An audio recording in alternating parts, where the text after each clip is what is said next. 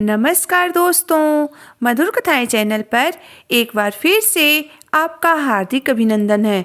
तो आज की मेरी कहानी का शीर्षक है जेठानी। तो चलिए शुरू करते हैं आज की अपनी ये कहानी। आज सरला जी ने अपनी छोटी बहू रश्मि को अपने कमरे में बुलाई और बोली, बहू आज तुम सब्जी या दाल में नमक मत डालना। रश्मि बोली, क्यों माँ जी? क्योंकि आज से मैं सभी के लिए हफ्ते में एक दिन भोजन में नमक छोड़ने की नियम बना रही हूँ। सरला जी बोली। सास की बात सुनकर छोटी बहू रश्मि बोली, ठीक है माँ जी, आज मैं खाने में नमक नहीं डालूंगी। यह कहते हुए छोटी बहू रश्मि जैसे ही सास के कमरे से बाहर जाने के लिए मुड़ी, तभी सरला जी ने एक बार फिर छोटी बहू को रोका और बोली, सुनो बहू, यह बात तुम किसी को मत बताना कि मैंने तुमको आज खाने में नमक डालने से मना किया है। भोजन के बाद मैं खुद सभी लोगों को बता दूंगी। रश्मि बोली, जी माँ जी। यह कहते हुए घर की छोटी बहू रश्मि मुस्कुराते हुए सास के कमरे से बाहर आ गई। छोटी बहू के जाते ही बड़ी बहू यानी रश्मि की जेठानी सास के कमरे में आई और बोली, माँ जी लाइए आपके सर में तेल लगा दूं। यह कहते हुए उसने अपने साथ लाई ठंडे तेल की शीशी से तेल निकाल कर सास को लगाने लगी। तेल लगाते हुए वह अपनी सास से पूछी, माँ जी आज आपने छोटी को अपने कमरे में क्यों बुलाया था? कोई खास बात थी क्या?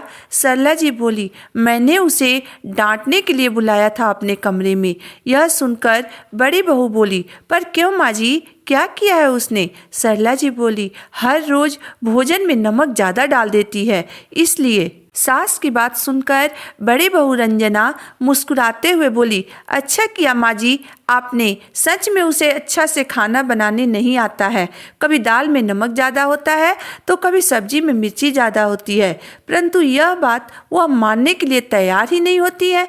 बड़ी बहू रंजना की बात सुनकर सरला जी चुप हो गई, कुछ नहीं बोली। लेकिन बड़ी बहू ने अपनी मन की बात सास से कह दी। वह बोली, माँ जी अगर आप कहें तो मैं फिर से रसोई संभाल लूं और रश्मि को साफ सफाई तथा बर्तन धोने जैसा घर का काम जो आजकल मैं कर रही हूं वह उसे करने के लिए कह दीजिए। सरला जी बोली, नहीं बहू अभी नहीं, आज भर और देख लेती हूँ, शायद मेरे डांटने के बाद वह सुधर जाए और अच्छा खाना बनाने लगे। सास के इतना कहते ही बड़ी बहू ठंडे तेल की शीशी लेकर सास के कमरे से बाहर आ गई। इधर भोजन का वक्त होते ही छोटी बहू ने सभी लोगों को भोजन परोस दी। भोजन का पहला निवाला मुंह में डालते ही सरला जी मुस्कुराई और बोली, आज भोजन बहुत स्वादिष्ट बना है। सास की बात सुनकर रसोई में पर्दे के पीछे खड़ी छोटी बहू को बहुत आश्चर्य हुआ, क्योंकि उसकी सास के साथ साथ घर के सभी सदस्य भी बड़े मन से बिना कोई शिकायत किए स्वाद लेकर भोजन कर रहे थे। सरला जी ने भोजन करने के बाद बड़ी बहू रंजना को इशारे से अपने कमरे में बुलाया। सास का इशारा पाकर बड़ी बहू झटपट सास के कमरे में पहुंची और वह बोली, आपने मुझे बुलाया माँ जी? सरला जी बोली, हाँ बहू, आओ मेरे पास बैठो।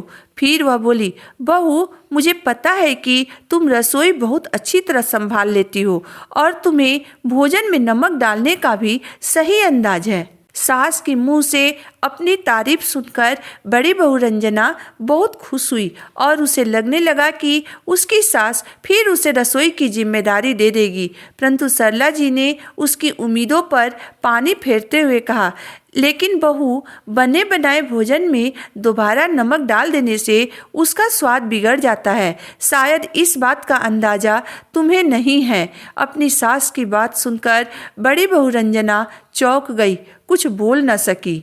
लेकिन उसकी सास सरला जी ने अपनी बात पूरी की और बोली, जानती हो बहू, आज मैंने छोटी बहू रश्मि को अपने कमरे में क्यों बुलाया था?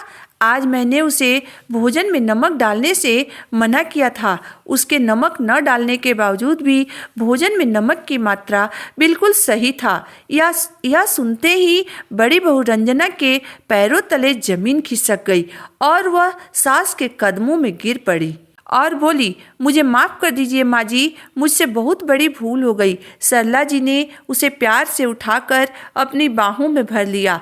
फिर सरला जी बोली, बहू, तुमने अपनी गलती स्वीकार कर ली, यही बहुत बड़ी बात है। लेकिन फिर भी मैं आज से घर के कामों में कुछ बदलाव करना चाहती हूँ।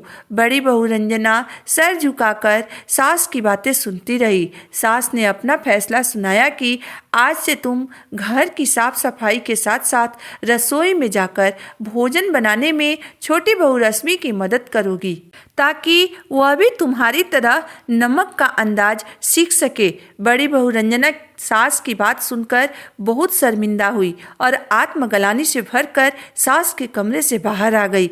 उसने रसोई में जाकर अपनी देवरानी रश्मि को गले से लगाई और बोली, मुझे माफ़ कर दो छोटी। जेठानी के करतूतों से अनजान छोटी बहू रश्मि अपनी जेठानी की नया रूप देखकर हैरान हो गई, किंतु अपनी जेठानी का प्यार पाकर भाव विभोर हो गई। तो दोस्तों, आज की मेरी कहानी यहीं तक थी। दोस्तों, किसी भी घर में अगर नई बहू जाती है तो ननद तथा जेठानी उसे नीचा दिखाने की कोई भी मौका नहीं छोड़ती है। कभी खाने में ज़्यादा नमक डालकर तो कभी खाना जलाकर उसे हमेशा परेशान करती रहती है। उसे परिवार वालों से तथा सास ससुर से डांट खिलाने से भी नहीं चूकती हैं। दोस्तों, इसमें आपकी राय क्या है, मुझे ज़रूर बताइएगा। अगर आपको मेरी कहानी अंत तक पढ़ने और सुनने के बाद पसंद आई हो तो मेरे वीडियो को लाइक कर दीजिएगा, चैनल को सब्सक्राइब कर दीजिएगा। तो फिर मिलते हैं एक नई वीडियो, एक नई कहानी के साथ। तब तक के लिए धन्यवाद।